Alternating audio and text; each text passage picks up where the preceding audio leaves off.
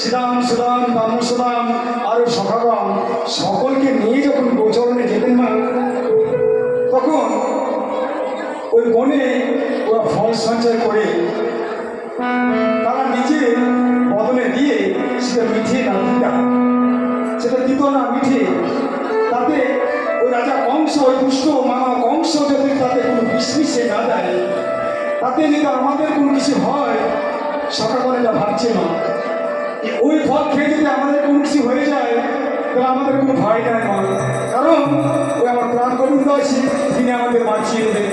আর আমাদের গোবিন্দ যদি কিছু হয় তাহলে আমাদের তো কোনো ক্ষমতা নাই যে আমরা তাকে বাঁচাবো। তাই ওই ফল তারা নিজের বদনে দিয়ে আমার গোবিন্দ বদনে তুলে দিবে। হাগো মা, আমরা কি পারবো ওই উচিষ্ট কোনো ফল আমরা গৌর গোবিন্দের বদলে তুলে দিতে পারবো না? পারবো না। কেন পারবো না? আমরা যে অন্তরঙ্গ কোনো ভক্ত হতে পারলাম না, আমরা কেমন ভক্ত হলাম?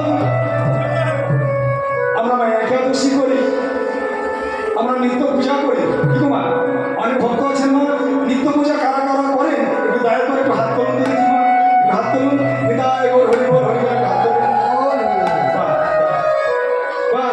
অনেক অনেক ভালো লাগলো মা আপনারা নিত্য পূজা করেন, কিন্তু দেখুন এই নিত্য পূজা করতে গিয়ে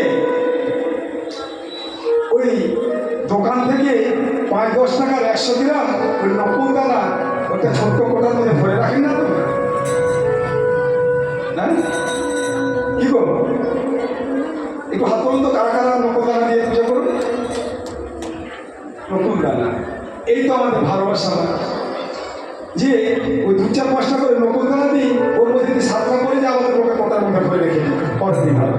এখন আমরা নিত্য সেবা করি, আমরা দিনবেলা কত রকমের সেবা পাই, কারণ আমার ভগবানকে যদি আমার ভক্ত ভালোবাসি তো আমার ভগবানকে ওই নিত্য সেবা নতুন নতুন দিতে হবে।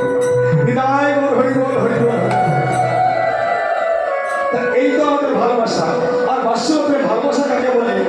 এই যে শিশুকালের ভালোবাসা, একে বলে বাৎসল্যের ভালোবাসা। তাই শ্রীরাম সুদাম নাম সুদাম কথা বললাম, এই সখাগণ সকল মিলে আমার ভগবান শ্রীকৃষ্ণচন্দ্রের বদনে ফল তুলে দিতেন। সে আজ নিত্যানন্দ মহাপ্রভু